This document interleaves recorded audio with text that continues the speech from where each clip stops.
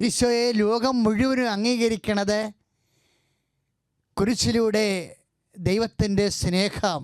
കാര്യം കുരിശിൽ ഒന്നും നേടാൻ ഈശോയ്ക്കില്ല, എല്ലാം നഷ്ടപ്പെടാനേ ഉള്ളൂ. നഷ്ടപ്പെടുന്ന പല കാര്യങ്ങൾക്കും ഒരു വില കൊടുത്തതാണ് കർത്താവിൻ്റെ ജീവിത വിജയം. ലോകം വെറുമയായി ആവശ്യമില്ല വേസ്റ്റായിട്ട് കരുതിയ പല വിഷയങ്ങളും ഞാൻ നേരത്തെ നിങ്ങളോട് പറഞ്ഞില്ലേ, എല്ലാ വിഷയങ്ങൾക്കും ഒരു ദൈവരാജ്യമുണ്ട്, ഒരു ലോകരാജ്യമുണ്ട്. എല്ലാ വിഷയങ്ങൾക്കും എന്ന് പറഞ്ഞത് എന്താണ്? എല്ലാ വിഷയങ്ങൾക്കും നഷ്ടപ്പെടലിൻ്റെ ഒരു വശമുണ്ട്, എല്ലാ വിഷയങ്ങൾക്കും അപമാനത്തിൻ്റെ ഒരു വശമുണ്ട്, എല്ലാ വിഷയങ്ങൾക്കും രോഗത്തിൻ്റെ വേദനയുടെ ഒരു വശമുണ്ട്. എന്നിട്ട് ഏത് വശം ഞാനോ നീയോ തിരഞ്ഞെടുക്കുന്നു? On what basis? ലോകം അവഗണിച്ച് കളയുന്ന പല വിഷയങ്ങൾ, നമുക്കതുകൊണ്ട് പ്രയോജനമൊന്നുമില്ലല്ലോ എന്ന് വിചാരിച്ചുകൊണ്ട് ലോകം അവഗണിച്ച് കളയുന്ന പല വിഷയങ്ങൾ. ഇപ്പം മഹാരാഷ്ട്രയിൽ നിന്ന് അവിടുത്തെ സർക്കാർ നമ്മുടെ സർക്കാരിനോട് ഡോക്ടേഴ്സിനെ ആവശ്യപ്പെട്ടിരിക്കുകയാണ്. അതിദാരുണമായൊരവസ്ഥയിലേക്ക് നമ്മളെല്ലാവരും പോവുകയാണ്. അപ്പം ഞാൻ ചിന്തിക്കുകയായിരുന്നു, ദൈവമേ ഏത് ഡോക്ടറായിരിക്കും പോണതെന്ന്. അതല്ലേ സംഭവം, ഏത് ഡോക്ടറായിരിക്കും പോണത് എന്ന് ഞാൻ എൻ്റെ മുറിയിരുന്ന് ചിന്തിച്ചു പോകും. പിണറായി വിജയൻ സാറിന് നല്ല ഡോക്ടർമാരെ കൊടുക്കണമേ, അങ്ങനെ പോകാൻ പറ്റുന്ന ആൾക്കാരെ. എന്നാൽ ഞാൻ ശരിക്കും മനസ്സുകൊണ്ട് പ്രാർത്ഥിച്ചത് എന്താ കാര്യം വെച്ച് കഴിഞ്ഞാൽ, അതിന് ത്യാഗം അതിൻ്റെ ഒരു മോശം വശമാണ്. കാര്യം അവിടെ ചെന്നിട്ട് അവിടെ ഡോക്ടർമാർക്ക് ഇപ്പോൾ കൊറോണ ഉണ്ട്, നേഴ്സുമാർക്കുണ്ട്. അപ്പോൾ ആ സ്ഥലത്തേക്ക് വീണ്ടും ഇവിടുന്ന് പോകാൻ ആരുണ്ട്? എന്തെങ്കിലും അതിൻ്റെ പേര് വരെ ശമ്പളം കൊണ്ട് കിട്ടുമോ?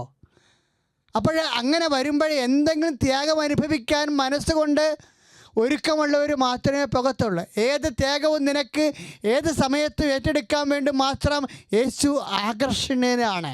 ഈ ലോകത്തുള്ള എല്ലാത്തിൻ്റെയും എല്ലാ സങ്കടത്തിൻ്റെ വശങ്ങൾ, വേദനയുടെ വശങ്ങൾ നീ ഏറ്റെടുക്കേണ്ടതാണെന്ന് ഈ ലോകത്തോട് പറഞ്ഞത് യേശുക്രിസ്തുവാണ്. അവരത് കുരിശിൽ ഉയർന്നപ്പോഴാണ് എല്ലാ മനുഷ്യരും അവരിലേക്ക് ആകർഷിക്കപ്പെട്ടത്. ശ്രുതികട്ടെ ഹല്ലേലൂയ, യേശുവേ സ്തോത്രം, hallelujah, hallelujah, hallelujah, hallelujah, hallelujah. പരിശുദ്ധ പരമദിവ്യകാരുണ്യത്തിന് ആരാധനയും സ്തുതിയും പുകഴ്ചയും ഉണ്ടായിരിക്കട്ടെ. അപ്പോൾ ഞാൻ ഭൂമിയിൽ നിന്ന് ഉയർത്തപ്പെടുമ്പോൾ എല്ലാ മനുഷ്യരെയും എന്നിലേക്ക് ആകർഷിക്കുമെന്ന് പറഞ്ഞില്ലേ? യേശുവിനുള്ള ആകർഷണം എന്താണ്? ഈ കുരിശാണ്. കാര്യം എന്താണ്? ഈ കുരിശിനെ മഹത്വമാക്കി മാറ്റാൻ അവൻ്റെ പിതാവിന് കഴിവുണ്ടെന്ന് അവൻ വിശ്വസിച്ചു. അങ്ങനെ അവൻ്റെ വിശ്വാസം ശക്തിപ്പെടുത്തി. അതല്ലേ അപ്പാ അങ്ങനെ നാമത്തെ മഹത്വപ്പെടുത്തുമെന്ന് പറഞ്ഞപ്പോൾ ഇതാ ഞാൻ മഹത്വപ്പെടുത്തുന്നു, ഇനിയും മഹത്വപ്പെടുത്തും. ഈ കുരിശിനെ മഹത്വപ്പെടുത്താൻ യേശുക്രിസ്തു നാമത്തിൽ നീ ഒരു കുരിശെടുക്കുമ്പോൾ, ഒരു വേദന എടുക്കുമ്പോൾ, ഒരു അപമാനം എടുക്കുമ്പോൾ അതിനെ നാമത്തെ മഹത്വപ്പെടുത്തിക്കൊണ്ട് നിത്യതയോളം നിന്നെ ഉയർത്താൻ പിതാവായ ദൈവത്തെ കഴിവുള്ളത് കൊണ്ടാണ് കുരിശ് കാണിച്ചുകൊണ്ട് യേശുക്രിസ്തുവിലൂടെ ദൈവത്തിൻ്റെ സ്നേഹം നിന്നെയും എന്നെയും വിളിക്കുന്നത്. ആ വിളി കേൾക്കാൻ സഹോദരങ്ങളെ ശ്രുതികട്ടെ. ഹല്ലേലൂയ, ഹല്ലേലൂയ, ഹല്ലേലൂയ, യേശുവേ നന്ദി, hallelujah, hallelujah, hallelujah, hallelujah, hallelujah, യേശുവേ സ്തുതി, ഹല്ലേലൂയ, ഹല്ലേലൂയ, ഹല്ലേലൂയ, ഹല്ലേലൂയ. കുരിശാണു രക്ഷ, കുരിശിലാണു രക്ഷ, കുരിശേ നമിച്ചിടുന്നു. കുരിശാണു രക്ഷ, കുരിശിലാണു രക്ഷ, കുരിശേ നമിച്ചിടുന്നു. ശ്രുതികടേ ഹല്ലേലൂയ, ഹല്ലേലൂയ, ഹല്ലേലൂയ. കുരിശാണു രക്ഷ, കുരിശിലാണു രക്ഷ, കുരിശേ നമിച്ചിടുന്നു. നമുക്ക് അടുത്ത സ്ഥാനം പാടാം, പാടി പ്രാർത്ഥിക്കട്ടെ. കുരിശാണു രക്ഷ, കുരിശിലാണു രക്ഷ, കുരിശേ നമിച്ചിടുന്നു. കുരിശേകും തണലിൽ ഞാൻ നടന്നിടുന്നു, തിരുക്കുരിശേ പുൽകിടുന്നു. കുരിശേകും തണലിൽ ഞാൻ നടന്നിടുന്നു, തിരുക്കുരിശേ പുൽകിടുന്നു. മുറിവേറ്റു പിടയും എന്നേനെ മാറോടു ചേർത്തിടുന്നു. മുറിവേറ്റു പിടയും നിന്മേനെ മാറോടു ചേർത്തിടുന്നു. കുരിശാ രക്ഷ, കുരിശിലാണു രക്ഷ, കുരിശേ നമിച്ചിടുന്നു. കുരിശാണു രക്ഷ, കുരിശിലാണു രക്ഷ, കുരിശേ നമിച്ചിടുന്നു. പരിശുദ്ധ പരമദിവ്യകാരുണ്യത്തിന് നേരവും ആരാധനയും സ്തുതിയും പുകഴ്ചയും ഉണ്ടായിരിക്കട്ടെ. കർത്താവ് പിതാവിൻ്റെ സ്നേഹത്താൽ മനുഷ്യരാശിക്ക് വേണ്ടി കുരിശെടുത്തുകൊണ്ട് പിതാവായ ദൈവത്തിൻ്റെ നാമത്തെ മഹത്വപ്പെടുത്തിയപ്പോഴാണ് പിതാവായ ദൈവം ഈശോയെ മഹത്വപ്പെടുത്തിയത്. അതുകൊണ്ടാണ് എപ്പോഴും പ്രാർത്ഥിക്കുക, അപ്പാ പിതാവെ ഭൂമി ഞാൻ അങ്ങയെ മഹത്വപ്പെടുത്തി. 17:4 എപ്പോഴും നമ്മൾ ധ്യാനിക്കുന്നതാണ് യോഹന്നാൻ്റെ സുവിശേഷം. അതിൽ അങ്ങേപ്പക്കൽ എന്നെ മഹത്വപ്പെടുത്തണമേ. ദൈവത്തെ ഈ ജീവിതത്തിൻ്റെ മോശം വശം, വരുമാനമില്ലാത്ത വശം, വേദന വരുമാനമാകുന്ന വശം, അപമാനം വരുമാനമാകുന്ന വശം, യേശുക്രിസ്തു നാമത്തിന് വേണ്ടി പിതാവായ ദൈവത്തിൻ്റെ പേരിൽ നമ്മൾ ഏറ്റെടുത്ത് കഴിയുമ്പോൾ നമ്മൾ ദൈവത്തെ മഹത്വപ്പെടുത്തുകയാണ്. സ്വർഗ്ഗസ്ഥനായ പിതാവിൻ്റെ പ്രാർത്ഥന നമ്മൾ അങ്ങനെ നാം പൂജിതമാകണമെന്ന് പ്രാർത്ഥിക്കുമ്പോൾ നമ്മളെ ജീവിച്ച് സുവിശേഷ സാക്ഷിയായിക്കൊണ്ട് ദൈവനാമത്തെ മഹത്വപ്പെടുത്തുമ്പോഴാണ് ദൈവം നമ്മളെ മഹത്വപ്പെടുത്തുന്നത്. അതാണ് ഇതാ ഞാൻ മഹത്വപ്പെടുത്തുന്നു, ഇനിയും മഹത്വപ്പെടുത്തുമെന്ന് പറയണില്ലേ. അങ്ങനെ മഹത്വപ്പെടുത്തുന്ന വഴിയാണ് നമ്മൾ വിശ്വാസത്തെ പിന്നെയും വളരണത്. റോമാ 4:20 വചനമുണ്ട്, ദൈവത്തെ മഹത്വപ്പെടുത്തിക്കൊണ്ട് വിശ്വാസത്തിൽ വളരുവിൻ. വിശ്വാസത്തിൽ വളരാനല്ല പറയണത്, വിശ്വാസത്തിൽ ശക്തിപ്പെടാൻ. ഗെത്സമനെ വെച്ച് കർത്താവിന് കിട്ടിയ ശക്തി ഏതാണ്? അവരെ ശക്തിപ്പെടുത്താൻ വേണ്ടി 22:43 ദൈവത്തിൽ ഇറങ്ങി വന്നത് എന്ത് ശക്തിയാണ് ലഭിച്ചത്? വിശ്വാസത്തിൻ്റെ ശക്തി.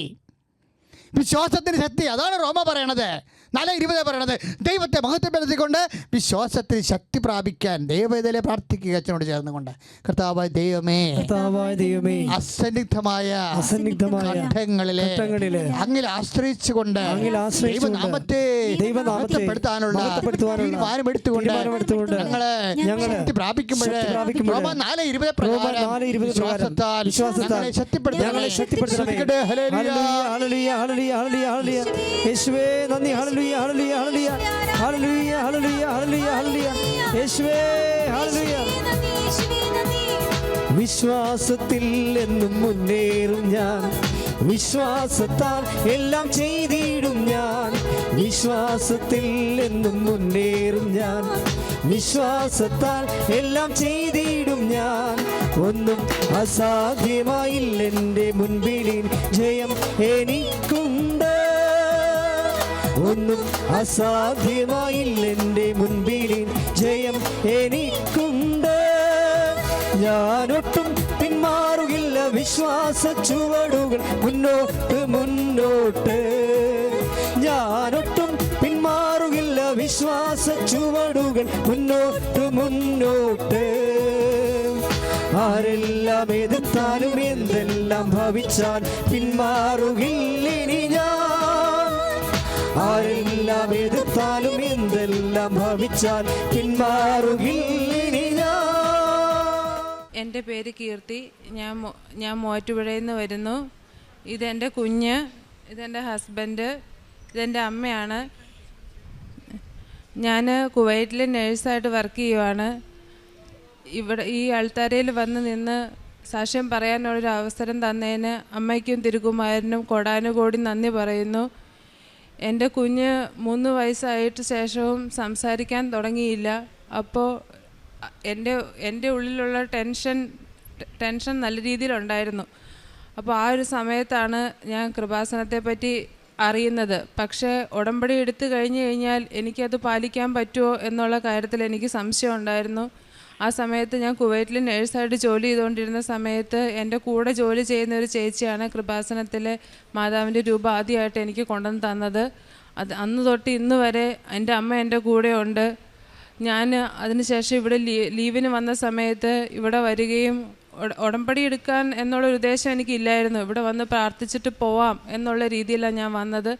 പക്ഷേ ഞാൻ ഇവിടെ വന്നു കഴിഞ്ഞപ്പോൾ ഉടമ്പടി എടുക്കാൻ എനിക്ക് മനസ്സിൽ തോന്നി. ഞാൻ ഉടമ്പടി എടുത്തു. അതിനുശേഷം ഉടമ്പടി എടുത്ത് ഞാൻ തിരിച്ചു പോയി കഴിഞ്ഞപ്പോൾ പ്രാർത്ഥിക്കുമ്പോൾ എപ്പോഴും നേർച്ച വസ്തുക്കൾ ഞാൻ എൻ്റെ ശരീരത്തിൽ തൂത്തായിരുന്നു എൻ്റെ കുഞ്ഞിന് വേണ്ടി ഞാൻ പ്രാർത്ഥിച്ചുകൊണ്ടിരുന്നത്. ഇപ്പോഴാണെങ്കിൽ അവൻ ചെറുതായിട്ട് സംസാരിച്ച് തുടങ്ങി. അമ്മാന്ന് പോലും വിളിക്കില്ലാത്ത കുഞ്ഞ് ഇപ്പോൾ സംസാരിച്ച് തുടങ്ങി, അംഗൻവാടി പോയി തുടങ്ങി. അവന് തന്ന അനുഗ്രഹത്തിന് ഒരുപാട് ഞാൻ നന്ദി പറയുന്നു. ഞാൻ അവിടെ ജോലി ചെയ്തുകൊണ്ടിരുന്നെങ്കിലും എനിക്ക് അവിടുത്തെ എക്സാം ക്ലിയർ ചെയ്യാൻ പറ്റിയിട്ടുണ്ടായിരുന്നില്ല. ഞാൻ 2 പ്രാവശ്യം ട്രൈ ചെയ്തു.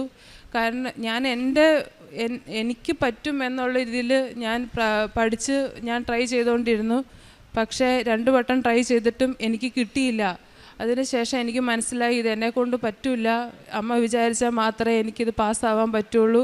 ഞാൻ വിശ്വസിച്ച് പ്രാർത്ഥിക്കാൻ തുടങ്ങി, പഠിക്കാൻ തുടങ്ങി. അതിനുശേഷം കാശുരൂപം കൈ മുറുകെ പിടിച്ച് പഠിക്കാൻ തുടങ്ങി. അതിനുശേഷവും ഞാൻ 1 വട്ടം കൂടി ട്രൈ ചെയ്തു. പക്ഷേ മാർക്കിൻ്റെ വ്യത്യാസത്തിൽ ഞാൻ പിന്നെയും ഫെയിലായി. ആ സമയത്ത് എൻ്റെ കൂടെയുള്ളവരെല്ലാവരും എന്നോട് പറഞ്ഞു, നീ ഇത്രയും പ്രാർത്ഥിച്ചിട്ട് നിനക്ക് കിട്ടിയില്ലല്ലോ എന്നുള്ള രീതിയിൽ പറഞ്ഞു. ഇല്ല, അമ്മ എനിക്ക് വേറെ എന്തെങ്കിലും കരുതി വെച്ചിട്ടുണ്ടായിരിക്കും എന്നുള്ള രീതിയിൽ ഞാൻ വിശ്വസിച്ചു. പിന്നെ ഞാൻ മുന്നോട്ട് പോയി. അതിനുശേഷം ഞാൻ ലീവിന് നാട്ടിൽ വന്നു. ഇവിടെ വന്നൊരു കോഴ്സ് അറ്റൻഡ് ചെയ്ത് ഞാൻ ബൈബിള് പോലും വായിക്കാൻ അറിയാൻ പാടില്ലാത്ത ഞാൻ ബൈബിള് തുറന്ന് നോക്കിയപ്പോൾ എനിക്ക് 21 ഡേറ്റാണ് കിട്ടിയത്. ആ ഡേറ്റിന് ഞാൻ ബുക്ക് ചെയ്ത് എനിക്ക് ചെന്നൈയിലായിരുന്നു എക്സാം സെൻറ്റർ കിട്ടിയത്. അപ്പോൾ ആ സമയത്ത് തന്നെയായിരുന്നു ഒമാനിലെ ഒരു എക്സാമിൻ്റെ ഇൻ്റർവ്യൂ വന്നത്. അപ്പോൾ അതും അറ്റൻഡ് ട്രൈ ചെയ്ത് നോക്കാം. കാരണം കുഞ്ഞിനെയും കൂടെ കൊണ്ടാവല്ലോ എന്നുള്ള രീതിയിലാണ് ഞാനത് ട്രൈ ചെയ്യാമെന്ന് വിചാരിച്ചത്. ഞാനും എൻ്റെ ഹസ്ബൻഡും കൂടി ആദ്യം ബാംഗ്ലൂർ പോയി ഒമാൻ്റെ എക്സാം എഴുതാനായിട്ട്. പക്ഷേ അത് ട്രൈ ചെയ്തു, എനിക്ക് കിട്ടിയില്ല. കിട്ടിയാതെ വന്നു കഴിഞ്ഞപ്പോൾ എൻ്റെ ഹസ്ബൻഡ് എന്നോട് പറഞ്ഞു, നീ ഇത്ര പ്രാർത്ഥിച്ചിട്ട് നിനക്ക് കിട്ടിയില്ലല്ലോ എന്നുള്ള രീതിയിൽ പറഞ്ഞു. ഇനി നീ ഇതും പറഞ്ഞുകൊണ്ടിരിക്കരുത്, 1 പ്രാവശ്യം കൂടെ നിനക്ക് ചാൻസ് ഉള്ളൂ എന്നുള്ള രീതിയിൽ പറഞ്ഞു. ഞങ്ങൾ ചെന്നൈ ചെന്നു. അവിടെ ചെന്ന് ഞാൻ എക്സാം സെൻറ്ററിൽ കയറി. അവിടെ ചെന്ന് കഴിഞ്ഞപ്പോഴാണെങ്കിലും ക്വസ്റ്റ്യൻസ് എല്ലാം കണ്ട് എന്ത് ചെയ്യണമെന്ന് തന്നെ അറിയാൻ പാടാത്തൊരവസ്ഥയിൽ ഞാൻ എൻ്റെ കയ്യിലിരുന്ന് ഉപ്പിട്ട് പ്രാർത്ഥിച്ചു. കാശുരൂപം മുറുകെ പിടിച്ച് എക്സാം എഴുതി. എനിക്ക് ഇത്രയേ ഉണ്ടായിരുന്നുള്ളൂ. ഇച്ചിരിയെങ്കിലും വിശ്വാസമുള്ള എൻ്റെ ഹസ്ബൻഡിന് ആ വിശ്വാസവും കൂടെ പോവരുത്. ഞാൻ അങ്ങനെ വിശ്വസിച്ച് പ്രാർത്ഥിച്ചു. ഞാൻ എക്സാം സെൻറ്ററിൽ നിന്ന് താഴെ ബസ് സ്റ്റോപ്പിൽ എത്തിയപ്പോഴത്തേന് എൻ്റെ റിസൾട്ട് വന്നു. ഞാൻ പാസ്സായി. അതിനുശേഷം പിന്നെ എൻ്റെ ഹസ്ബൻഡിന് ദുബായിലോട്ട് ഒരു ജോലിക്ക് വേണ്ടി പോയി. പക്ഷേ അവിടെ ചെന്ന് കഴിഞ്ഞിട്ടാണെങ്കിലും ഇവിടെ നിന്ന് ഒത്തിരി പൈസ മുടക്കി പോയി. പക്ഷേ അവിടെ ചെന്നിട്ടാണെങ്കിലും വിചാരിച്ച രീതിയിൽ നല്ലൊരു ജോലിയും ആയിരുന്നില്ല. അക്കോമഡേഷനും ശരിയല്ല, ഫുഡും ഇല്ല, ശമ്പളവും കറക്റ്റായിട്ടില്ല. കിട്ടുന്ന ശമ്പളം ദുബായിലോട്ടും വീട്ടിലോട്ടും അയച്ചു കൊടുക്കാനായിട്ട് ഞാൻ ഒത്തിരി ബുദ്ധിമുട്ടി.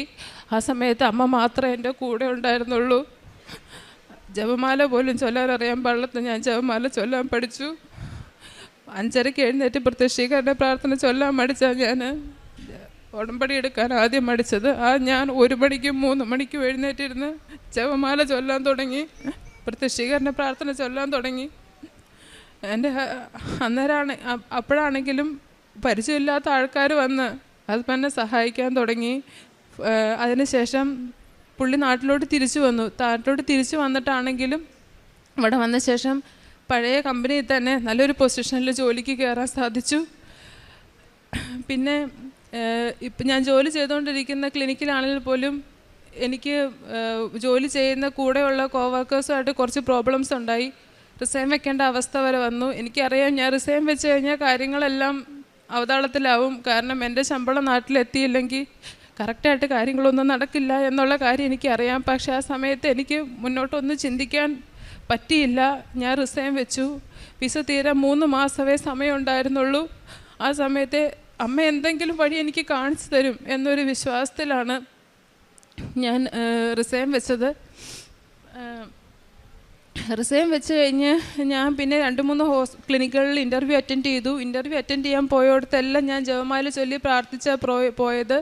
ചെന്ന് പോയ ക്ലിനിക്കിൽ കൂടെ എല്ലാം എനിക്ക് ഇപ്പോൾ ജോലി ചെയ്യുന്നതിനേക്കാളും ഇരട്ടി ശമ്പളത്തിൽ അവരെടുക്കാൻ റെഡി ആയിരുന്നു. പക്ഷേ ആ സമയത്ത് ഞാൻ ജോലിക്ക് കയറി കഴിഞ്ഞ് കഴിഞ്ഞാൽ എനിക്ക് നാട്ടിൽ വരാൻ പറ്റത്തില്ല. അപ്പോൾ എനിക്ക് ജപമാല റാലി പങ്കെടുക്കണം എന്നുള്ള എൻ്റെ ഒരു വലിയ ആഗ്രഹമായിരുന്നു. അപ്പോൾ നാട്ടിൽ വരാൻ പറ്റത്തില്ല, എനിക്ക് റാലിയിൽ പങ്കെടുക്കുകയും ചെയ്യണം. ഈ ഒരു അവസ്ഥയിൽ എന്ത് ചെയ്യണമെന്ന് എനിക്ക് അറിയത്തില്ലായിരുന്നു. ഞാനുമായിട്ട് പ്രശ്നമുണ്ടായ ഡോക്ടറെ സമർപ്പിച്ച് ഞാൻ പ്രാർത്ഥിച്ചു. അതിനുശേഷം ഡോക്ടർ ഇങ്ങോട്ടേക്ക് വന്ന്, അപ്പോൾ അച്ഛൻ്റെ ധ്യാനം ഞാൻ മുടങ്ങാതെ കൂടുമായിരുന്നു. അപ്പോൾ അച്ഛൻ്റെ ധ്യാനത്തിൽ അച്ഛൻ പറഞ്ഞു 44 ദിവസത്തിനുള്ളിൽ ഒരു എന്ന് പറഞ്ഞു അച്ഛനൊരു ധ്യാനത്തിലൊരു അടയാളം പറഞ്ഞായിരുന്നു.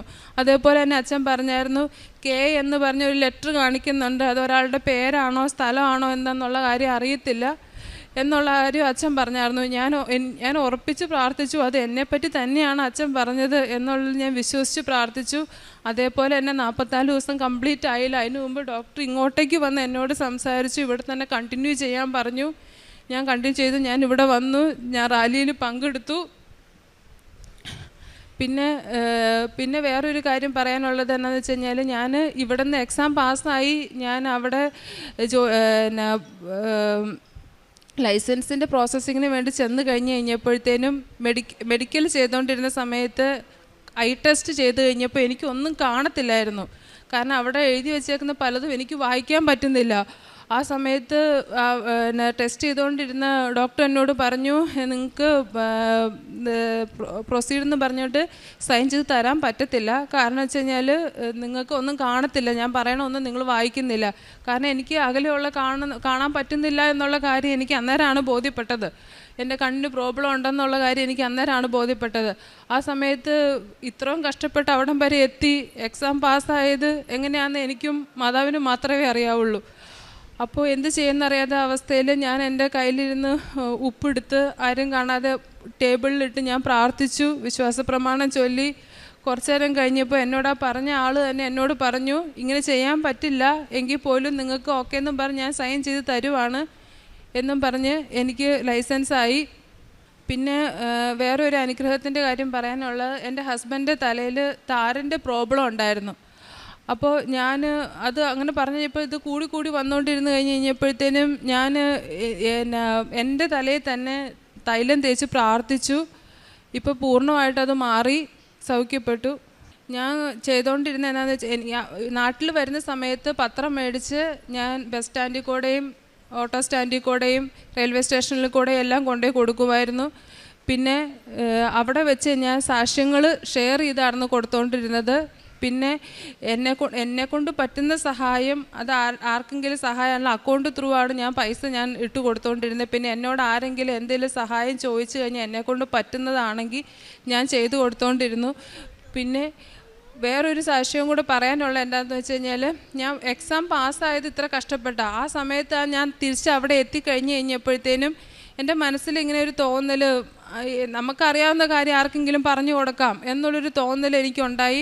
ആ സമയത്ത് ഞാൻ അവിടെ ഒരു കോച്ചിങ് സെൻറ്ററിൽ ജസ്റ്റ് ഒന്ന് ചോദിച്ചു നോക്കി വേക്കൻസി വല്ലതും ഉണ്ടോയെന്ന്. അവരെനിക്ക് പാർട്ട് ടൈമായിട്ട് അവർ ട്യൂട്ടറിൻ്റെ ഒരു വേക്കൻസി എനിക്ക് തന്നു. ഞാൻ ക്ലാസ് എടുക്കാൻ തുടങ്ങി പറ്റുന്ന സമയത്ത്. അന്നേരം ഞാൻ ക്ലാസ് എടുത്ത കുട്ടി ഫസ്റ്റ് അറ്റംപ്റ്റിൽ തന്നെ എക്സാം പാസ്സായി. അത് മാതാവിൻ്റെ വലിയൊരു അനുഗ്രഹമെന്ന് തന്നെ ഞാൻ വിചാരിക്കുന്നു. കാരണം അല്ലാതെ എന്നെക്കൊണ്ട് പറ്റുന്ന കാര്യമല്ലായിരുന്നു അത് മാതാവിൻ്റെ അനുഗ്രഹമെന്ന് തന്നെ വിചാരിക്കുന്നു. അമ്മയ്ക്കും തിരുക്കുമാരനും കോടാനുകൂടി നന്ദി പറയുന്നു. എൻ്റെ പേര് ഗീത. ഞാൻ അമ്പൂരിയിൽ നിന്നും വരികയാണ്. ഞാൻ 2024 ജൂലൈ മാസം 22-ാം തീയതി ഞാനിവിടെ ഉടമ്പടി എടുത്തു ആദ്യമായി. അത് കഴിഞ്ഞ് അതിന് മുമ്പായിട്ട് ഞാൻ അച്ഛൻ്റെ ടോക്ക് കേൾക്കായിരുന്നു. അമ്മയെ പരിചയപ്പെട്ടതും ടോക്ക് കേട്ടതും പിന്നെ എനിക്ക് അസുഖത്തിൻ്റെ കാര്യം ഞാൻ മനസ്സിലാക്കിയതും എന്നെ സഹായിച്ചതും എൻ്റെ തിരുക്കുമാരനും പിന്നെ മാതാവിനും ഞാൻ നന്ദി പറയുന്നു. അതിനോടൊപ്പം BP ജോസഫ് അച്ഛൻ ഈ കാരണം പറഞ്ഞു തന്നതിലാണ് ഞാനിന്ന് ജീവനോടെ ഉള്ളത്. എൻ്റെ വയറാണെങ്കിൽ വീർത്ത് കെട്ടി വലിയൊരു നീരും പിടിച്ചൊക്കെ ഇരിക്കുകയായിരുന്നു. ഞാൻ ആശുപത്രിയിൽ പോയിട്ടില്ല, എന്നെ കൊണ്ടുപോകാനും ആരും ഇല്ലായിരുന്നു. അന്നേരം ഈ ടോക്കിൽ കൂടെ ഞാൻ കേൾക്കായിരുന്നു, ഒരു സ്ത്രീ ഇവിടെ വന്നിട്ടുമില്ല, ഞാൻ കണ്ടിട്ടുമില്ല, ആ സ്ത്രീ ഇവിടെ വന്ന് സാക്ഷ്യം പറയും എന്ന് അച്ഛൻ BP ജോസഫ് അച്ഛൻ പറയുകയുണ്ടായി. അത് കേട്ടിട്ട് എൻ്റെ വയറ്റിനകത്തുണ്ടായ സംഭവം എനിക്ക് അറിയിച്ച് തന്നതാണ്. അത് കാരണം ഞാൻ ആശുപത്രിയിൽ പോയി നോക്കണം എന്ന് ഓർത്ത് ആശുപത്രിയിൽ പോയപ്പോഴത്തേനും അച്ഛൻ ഇങ്ങനെ പറഞ്ഞു തന്നത് കാരണമാണ് ഞാൻ ആശുപത്രിയിൽ പോയതിന് ശേഷം സ്കാൻ എടുക്കാൻ പറഞ്ഞു. സ്കാൻ എടുത്തപ്പോൾ 2 സൈഡും എനിക്ക് വെള്ളം കെട്ടിക്കിടന്ന് 5.5 സെൻറ്റിമീറ്റർ വലിപ്പമുള്ള മുഴ പോലെയുള്ള വെള്ളക്കെട്ടായിരുന്നു. അതിപ്പോൾ എനിക്ക് 6 മാസം മരുന്ന് കഴിച്ചപ്പോഴത്തേക്ക് സുഖമായി. അമ്മ മാതാവിൻ്റെ ഉപ്പും എപ്പോഴും നാക്കിൽ കുരിശ് വരയ്ക്കുമായിരുന്നു. പിന്നെ ഞാൻ തേന് വയറുവേദന വരുമ്പം തേന് കുടിക്കുമായിരുന്നു. അങ്ങനെയൊക്കെ ഞാൻ പല പിന്നെ ഇവിടെ നിന്ന് കിട്ടിയ ഔഷധ സാധനങ്ങളെല്ലാം ഉപയോഗിച്ച് എനിക്ക് നല്ല സുഖമായി. അതിലുപരിയായിട്ട് എൻ്റെ മരുമകൾ ഗർഭിണിയായിരുന്നു. അവൾക്ക് ഗർഭിണിയാണെന്ന് ആശുപത്രിയിൽ കൊണ്ടുപോയി ബ്ലീഡിങ് ആയപ്പോൾ അത് പിന്നെ ആശുപത്രിയിൽ കൊണ്ടുപോയി ടെസ്റ്റ് ചെയ്തപ്പോൾ പറഞ്ഞത് ക്യാൻസർ രോഗമായിരുന്നെന്ന്. 2nd സ്റ്റേജ് ആയിരുന്നു. ഞാനിവിടെ വന്ന് പ്രാർത്ഥിച്ചതിൻ്റെ ഫലമായിട്ട് അവൾക്ക് സുഖം കിട്ടി. അവളിന്ന് 10 ഹീമോ കഴിഞ്ഞ് നല്ല വിധത്തിൽ കഷ്ടങ്ങളെല്ലാം അനുഭവിച്ചിട്ട് ഇന്ന് ഗർഭിണിയായി 4 മാസമായി. അമ്മയും തിരുകുമാരനും നല്ലൊരു സൽസന്താനത്തിനെ എൻ്റെ കുടുംബത്തിലോട്ട് തരുമെന്ന് ഞാൻ പ്രാർത്ഥിക്കുന്നു. വീണ്ടും എനിക്ക് ഒരുപാട് അനുഭവങ്ങളുണ്ടായി. ഞാൻ ഉടമ്പടി എടുത്ത 6-ാം ദിവസം ഒരു വലിയൊരു ഹൈറ്റുള്ള തെങ്ങിന് ഒരു വലിയ തേങ്ങ, ഞാൻ ഇങ്ങനെ വിറക് കുനിഞ്ഞെടുത്തപ്പോഴത്തേനും എൻ്റെ നടുവിനൊരു തേങ്ങ വന്നു വീണ് തെറിച്ച് റോഡിലോട്ട് പോയി. എന്നാൽ എനിക്ക് തോന്നിയത് അതൊരു വിറക് കഷ്ണം വന്ന് വീണതുപോലെയാണ് തോന്നിയത്. ഞാൻ ഓടിച്ചെന്ന് അമ്മേരെ തൈലം വിശ്വാസപ്രമാണം ചൊല്ലി പുരട്ടുകയുണ്ടായി. അന്ന് വൈകിട്ട് തന്നെ എൻ്റെ വേദനയെല്ലാം മാറി. അവിടെ ഒരു പാടോ ഒന്നും ഉണ്ടായിട്ടില്ല. അങ്ങനെയും അമ്മയും തിരുകുമാരനും എന്നെ സഹായിച്ചു. എനിക്ക് ഒരുപാട് അനുഭവങ്ങൾ ഇതേപോലെ ഉണ്ടായി.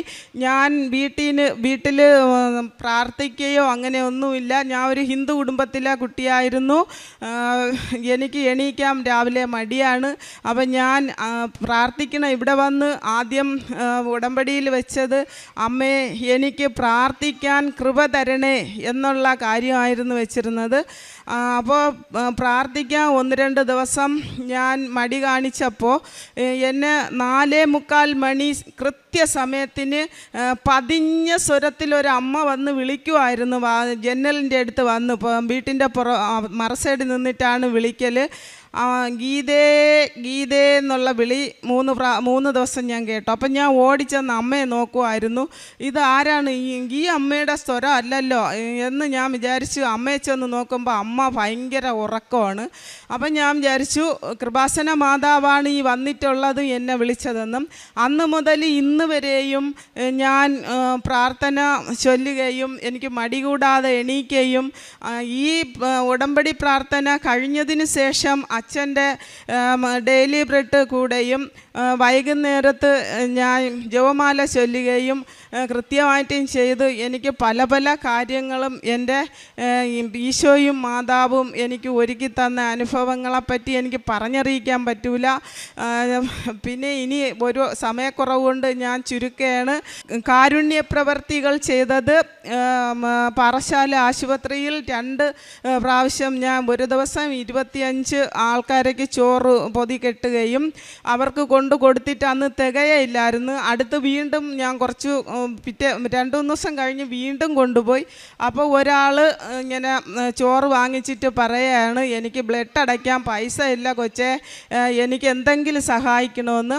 ഞാൻ അവർക്ക് ബ്ലഡ് അടയ്ക്കാൻ വേണ്ടി പൈസ കൊടുത്തു. അതേപോലെ പിന്നെയും ഒരു ദിവസം പോയപ്പോൾ ചോറില്ലാതെ പ്രസവിച്ചിട്ട് കഷ്ടപ്പെട്ട് ചോറ് കഴിക്കാൻ പറ്റാത്ത ഒരു സ്ത്രീ ഇരുന്ന് വിശന്നപ്പോൾ അവരുടെ കുടുംബക്കാർക്ക് മൊത്തം എല്ലാവർക്കും ചോറ് വാങ്ങാൻ ഞാൻ പൈസ കൊടുത്ത് സഹായിക്കുകയും പിന്നെ ഏത് രോഗികളെ കണ്ടാലും ഏത് വയസ്സായ അച്ഛനെയും അമ്മയും കണ്ടാലും ഞാൻ അവർക്ക് പൈസ കൊടുക്കുകയും സഹായിക്കുകയും എന്നാൽ കഴിയുന്ന എല്ലാ സഹായവും ചെയ്യും. പിന്നെ 4 വർഷമായിട്ട് ഞാനൊരു അമ്മയെ നോക്കുകയാണ്.